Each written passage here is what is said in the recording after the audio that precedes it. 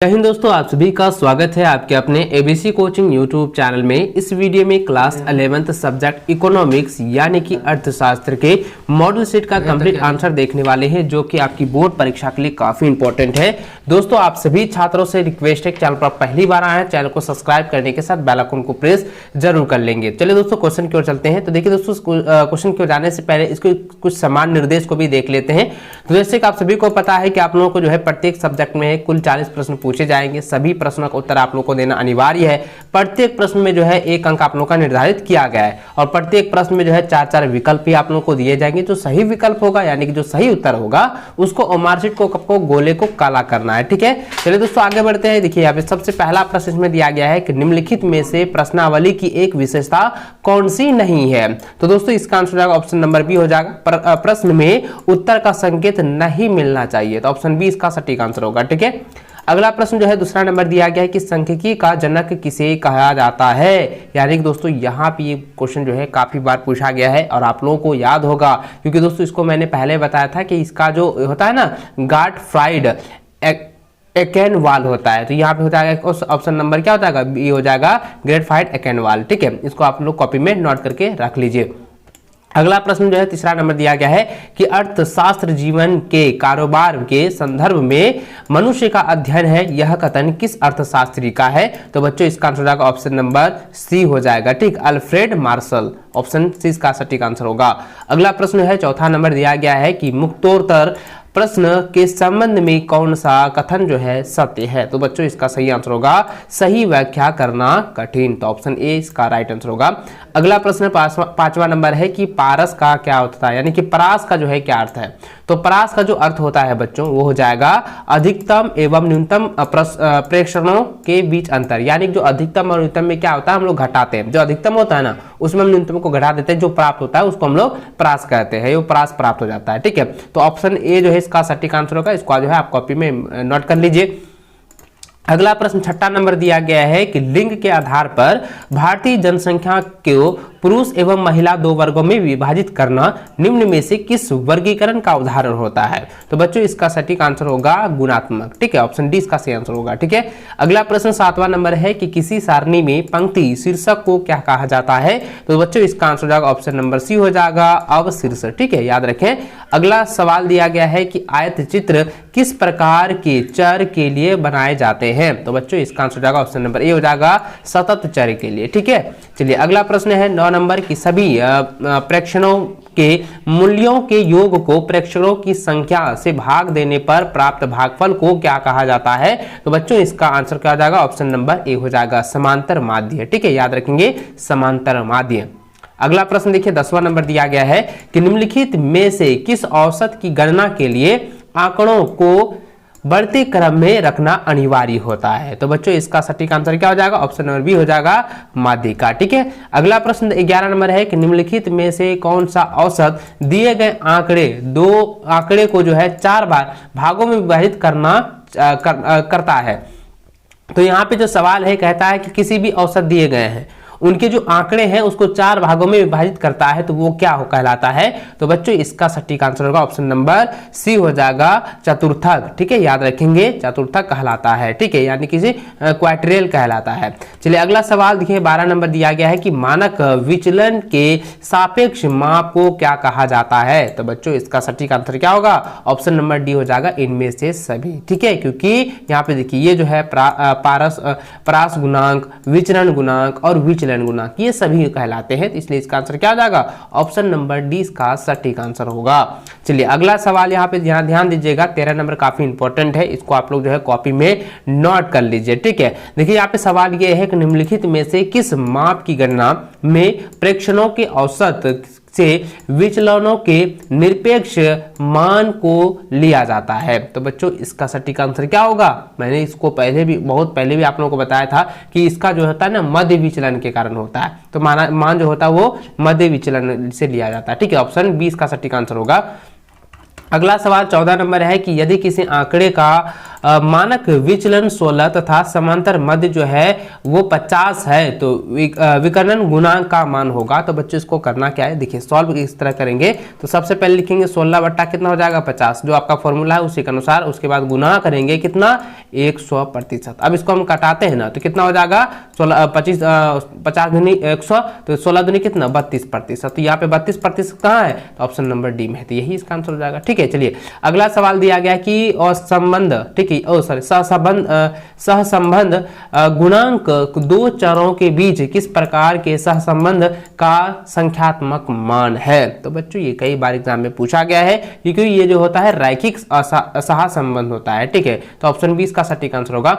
अगला सवाल 16 नंबर है कि यदि दो चरों के बीच सहसंबंध पूर्णतः धनात्मक है तो सहसंबंध गुणांक का मान क्या होगा। तो बच्चों इसका आंसर क्या होगा, तो इसका आंसर हो जाएगा ऑप्शन नंबर बी यानी कि ए कहलाएगा। ठीक है, चलिए अगला सवाल देखिए दिया गया है कि कोटि सहसंबंध के विकास का श्रेय किसे जाता है। तो इसका आंसर क्या हो जाएगा, ऑप्शन नंबर सी हो जाएगा स्पीयरमैन। ठीक है, याद रखेंगे स्पीयरमैन। ठीक है, अगला सवाल 18 नंबर है कि निम्न में से कौन सा सूचकांक खुदरा कीमतों में औसत परिवर्तन को मापता है। तो बच्चों इसका आंसर हो जाएगा ऑप्शन नंबर डी हो जाएगा उपभोक्ता कीमत सूचकांक। ठीक है, ये ऑप्शन डी इसका सटीक आंसर होगा। अगला सवाल 19 नंबर दिया गया है, देखिए यहाँ पे क्या है, लेस पेयर की कीमत सूचकांक में से भार के रूप में प्रयुक्त किया जाता है। तो इसका आंसर क्या हो जाएगा, ऑप्शन नंबर डी हो जाएगा आधार अवधि की मात्रा। ठीक है, इसको आप लोग कॉपी में नोट कर लीजिए। अगला सवाल है कि मदों के सापेक्षिक महत्व को बताने वाले सूचकांक को कहा जाता है। तो बच्चों इसका आंसर होगा ऑप्शन नंबर डी सही आंसर होगा इनमें से सभी, क्योंकि दोस्तों सरल सामूहिक सूचकांक होता है, सरल मूल्यानुपात सूचकांक होता है, भारतीय सूचकांक होता है। तो दोस्तों इसका सटीक आंसर क्या होगा, इनमें से सभी हो जाएगा। ठीक है, अगला सवाल 21 नंबर है कि अर्थव्यवस्था का प्राथमिक क्षेत्र किस से संबंधित है। तो बच्चों इसका आंसर जाएगा ऑप्शन नंबर बी हो जाएगा कृषि से संबंधित है, यानी कि एग्रीकल्चर से संबंधित है। ठीक है, अगला सवाल है कि योजना आयोग का गठन किस वर्ष जो है किया गया था। तो दोस्तों आपको याद रखना है 1950 में जो है गठन किया गया था और इसकी जो शुरुआत हुई थी, ठीक है, इसका जो प्रारंभ कर दिया गया, गठन किया 1950 में और 1951 में इसका जो है शुरुआती की गई थी। ठीक है, इसको आप लोग कॉपी में नोट कर लीजिए। अगला सवाल है कि भारत की अंतिम पंचवर्षीय योजना जो है कौन सी है। तो दोस्तों इसका आंसर हो जाएगा ऑप्शन नंबर सी हो जाएगा 12वीं, यानी कि 12 जो है ये क्यों है पंचवर्षीय योजना है, जो कि 2012 से 2017 तक का था। ठीक है, 2012 से जो है 2017 तक का था, इसको भी आप कॉपी में नोट कर लीजिए। अगला सवाल है कि भारत में नई आर्थिक नीति की शुरुआत जो है किस वर्ष जो है की गई थी। तो बच्चों इसका आंसर हो जाएगा ऑप्शन नंबर सी हो जाएगा 1991 ईस्वी। ठीक है, याद रखें।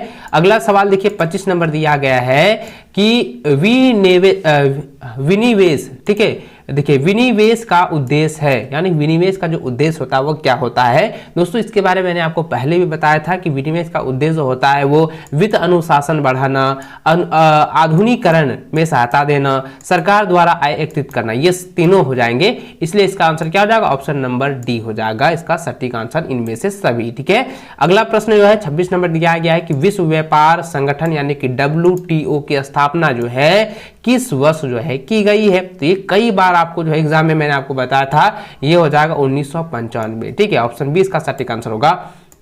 अगला सवाल 27 नंबर है कि ग्रामीण जनता की आजीविका का मुख्य आधार क्या होता है। तो इसका आंसर क्या हो जाएगा, तो बच्चों इसका आंसर आएगा कृषि, जो कि ऑप्शन नंबर ए का सही आंसर है एग्रीकल्चर। ठीक है, अगला सवाल दिया गया है कि निम्न में से कौन सा देश कपास का सबसे बड़ा उत्पादक देश है। तो बच्चों इसका आंसर जाएगा ऑप्शन नंबर डी हो जाएगा भारत। ठीक है, याद रखेंगे इंडिया।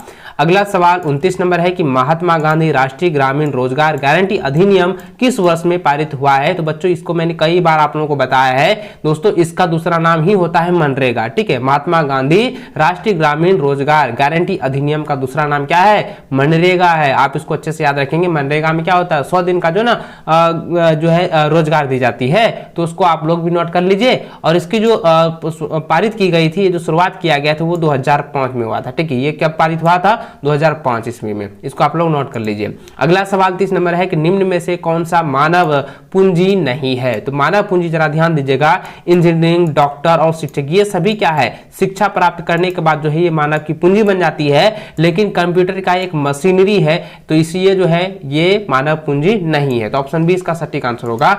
अगला सवाल जो है 31 नंबर है कि मानव विकास क्या है, जो कि कई बार एग्जाम में पूछा गया है और ये काफी इंपॉर्टेंट भी है। तो दोस्तों इसका आंसर जाएगा साधन और साध्य दोनों, ठीक है, ऑप्शन सी इसका सटीक आंसर होगा। चलिए अगला सवाल दिया गया है कि ज्ञान आधारित अर्थव्यवस्था के रूप में भारत में रूपांतरित होने के लिए निम्न में से कौन सा कारक जो है उत्तरदायी है। तो बच्चों इसका सटीक आंसर क्या हो जाएगा, ऑप्शन नंबर डी हो जाएगा, इनमें से सभी, क्योंकि विकास का परिवहन का विकास, शहरीकरण और सूचना और प्रौद्योगिकी का विकास, ये तीनों होते हैं, इसलिए इसका सटीक आंसर इनमें से सभी होगा, ऑप्शन डी, ठीक है। अगला सवाल 33 नंबर है कि आधारित संरचना के अंतर्गत आता है। तो देखिए आधारित संरचना के अंतर्गत क्या आता है बच्चों, तो इसका आंसर जाएगा ऑप्शन नंबर डी हो जाएगा, क्योंकि यहाँ पे आधारित संरचना में जो है बिजली आते हैं, सिंचाई, सड़कों का निर्माण, ये सभी होते हैं, तो इसलिए इसका आंसर क्या जाएगा, उपयुक्त सभी हो जाएगा, ऑप्शन डी इसका सटीक आंसर होगा, ठीक है। अगला सवाल दिया गया कि क्षेत्रीय ग्रामीण बैंक की स्थापना जो है किस वर्ष की गई है। तो बच्चों इसका आंसर जाएगा 1975 ईस्वी, ठीक है, ऑप्शन बी इसका सटीक आंसर होगा। अगला सवाल 35 नंबर है कि ग्रामीण श्रम बल का अनुपात शहरी श्रम बल की तुलना में है। तो तुलना में कितनी है, तो तुलना में जो है मैंने बताया था ये जो है पूरी तरह से शहरी श्रम बल का अनुपात और ग्रामीण श्रम बल का जो अनुपात होता है वो एक दूसरे के क्या होते हैं, इक्वल होते हैं, ठीक है, क्या होता है, इक्वल होता है, इक्वल मतलब बराबर, तो ऑप्शन इसका जो है सी सही आंसर होगा, बराबर, ठीक है। चलिए अगला सवाल 36 नंबर दिया गया है कि ईंट निर्माण कार्य में कार्यरत व्यक्ति के रोजगार को कहा जाता है। तो इसको कहा जाता है दहाड़ी मजदूर, ठीक है, ऑप्शन सी जो इसका सही आंसर होगा। अगला सवाल 37 नंबर है कि इनमें से कौन ऊर्जा का गैर परंपरागत स्रोत है। ये कई बार एग्जाम में पूछा गया, इसको आप लोग देख सकते हैं और ये रिपीटेड क्वेश्चन है, ठीक है। तो दोस्तों इसका आंसर हो जाएगा ऑप्शन नंबर सी हो जाएगा, सौर ऊर्जा जो है ये क्या है, गैर परंपरागत स्रोत में से एक है, ठीक है, इसको नोट कर लीजिए। चलिए अगला सवाल दिया गया है 38 नंबर कि इनमें से कौन स्वास्थ्य के निर्धारण का सूचक है। तो बच्चों इसका आंसर क्या होगा, मुझे कमेंट करके बताएं, क्योंकि इसको मैंने बहुत बार बताया है, क्योंकि शिशु मृत्यु दर होता है। तो इसका आंसर क्या हो जाएगा, ऑप्शन नंबर ए हो जाएगा, शिशु मृत्यु दर, ठीक है। चलिए अगला सवाल 39 नंबर है, दिया है कि जैविक खाद को खेती के लिए सबसे उपयुक्त क्यों माना जाता है। क्योंकि बच्चों इसमें रासायनिक पदार्थ नहीं होता है। तो ये बहुत इंपॉर्टेंट पॉइंट्स है, इसको आप कॉपी में नोट करके इसको रख लीजिएगा, ठीक है। चलिए अगला सवाल दिया गया है कि यानी कि सार्क का गठन जो है कब हुआ था। देखिए पिछले वीडियो में मैंने आपको बताया था, और अगर आप इकोनॉमिक्स वाला वीडियो देखे होंगे तो उसमें भी मैंने आपको बताया था कि सार्क का जो गठन है वो 8 दिसंबर 1985 में हुआ था, जो कि ऑप्शन नंबर ए में दिया हुआ था। यही आपका जो है सटीक आंसर होगा, इसको आप कॉपी में नोट करके रख लीजिए। और बच्चों इस वीडियो में जितने भी क्वेश्चन मैं आपको बताया हूं इनको जो है आप लोग अच्छे से जो है तैयार कर लीजिएगा। इसको आप जो है एग्जाम से पहले पूरी तरह से रिविजन कर लीजिए, क्योंकि इसमें से कई सारे क्वेश्चन जो है ना आपकी बोर्ड की परीक्षा में पूछे जा सकते हैं, ठीक है। तो वीडियो को लाइक अपने सभी दोस्तों के साथ शेयर करें और अपना प्यारा सा कॉमेंट नीचे जरूर कीजिएगा, और चैनल पर नए चैनल को सब्सक्राइब भी जरूर कर लेना। चलिए दोस्तों मिलता है नेक्स्ट वीडियो में, तब तक जय हिंद, वंदे मातरम।